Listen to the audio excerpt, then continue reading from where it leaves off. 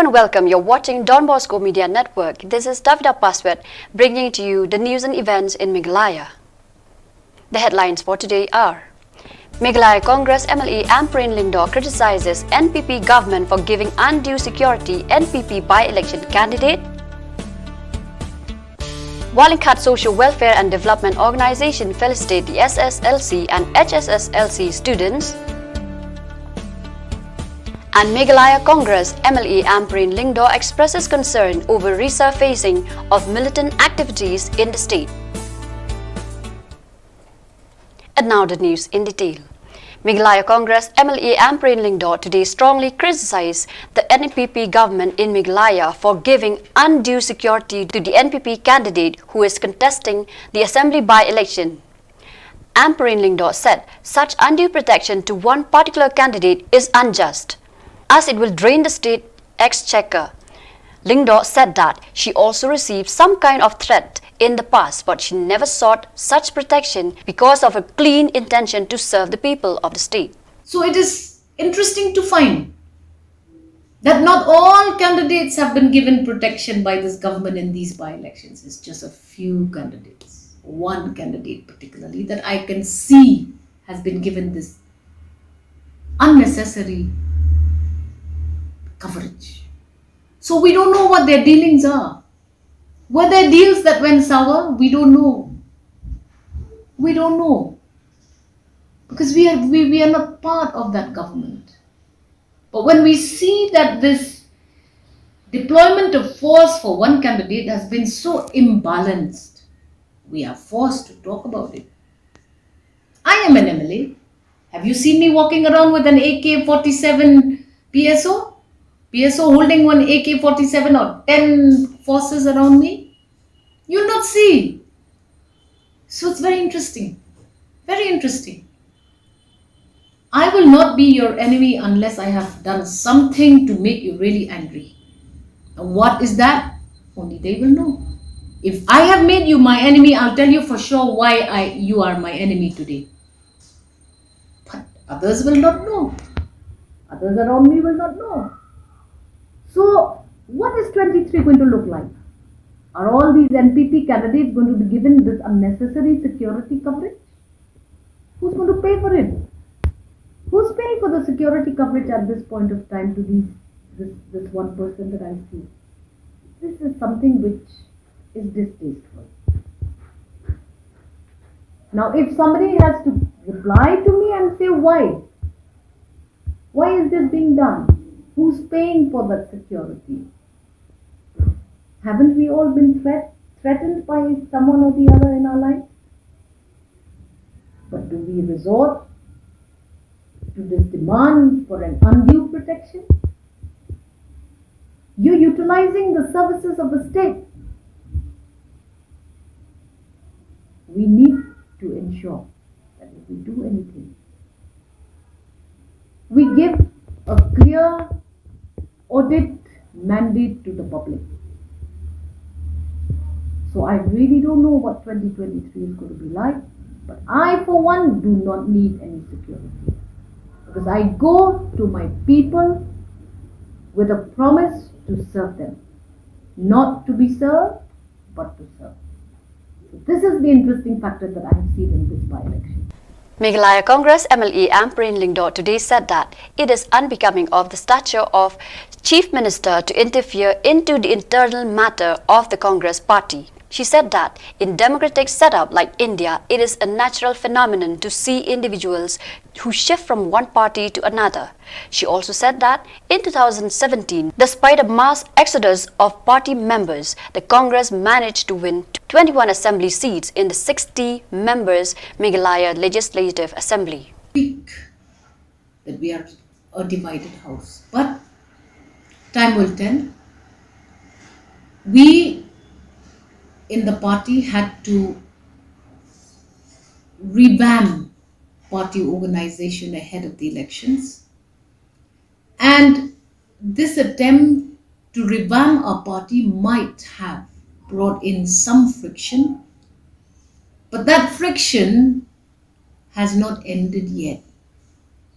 Like every other political party, We have these in-house difficulties, which I'm sure the NPP is not void of.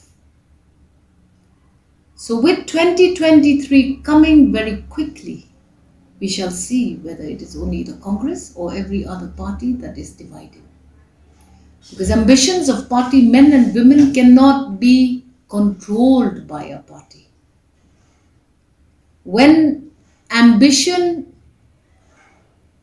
establishes that an individual cannot be second in command or cannot be given a ticket from a party, obviously they will go and look for better pastures. And the democratic framework of a country allows it. The point is that post 2023, what are your numbers? How many will you bring? We should not forget, despite the fact that there was a mass exodus of some of our main leaders from the Congress party in 2017, we emerged with 21 members. 21 members. We were the single largest democratic party elected to office to the Meghalaya Legislative Assembly. What happened? You yourselves, the public know. And we are fortunate that there are some binding laws that have been amended over years to ensure that elected members do not act as independent players in the horse trading that is usually a common phenomenon post-elections. So that will remain binding for any member till his term completes. Meghalaya Congress MLA Ampreen Lingdor today expressed deep concern over the resurfacing of militant activities in the state. She said the previous Congress government was able to neutralize militant activities in Meghalaya, but the present NPP government is unable to continue that momentum. Lingdor substantiated her saying by citing the recent placing of improvised explosive devices in different locations of the state. Congress had initiated in the state with regards to ultra movements would sustain itself when the government of the day had said that they were in communication for a complete dissolving of that ultra group. Congress has done its own duty. We have done our own diligent duty, where other outfits across the state have been completely neutralized. It's difficult for us to comprehend why this is happening again. Why suddenly there is this increased activity of threatening, of placement of IEDs, of all of these kinds of situations, which is very detrimental to the peace that is much required in our state at this point of time post COVID-19 pandemic. This government will have to answer. Why is it that they have been targeted? They know best. We are not privy. Why is there so much anger? One group will not be so angry unless something really bitter has happened. I'm just presuming because I don't know. We tried to bring up a couple of questions in the last session on the floor of the assembly to discuss this matter. But unfortunately, those questions lapsed. And we were not able to discuss. Because for us in the opposition, this is our only forum. The assembly is the only place where we can lend advisories to the government through debates and discussions. But you have seen that that was not what happened in the session. So it's unfortunate to see that a band outfit would find something so important as to make those kinds of statements.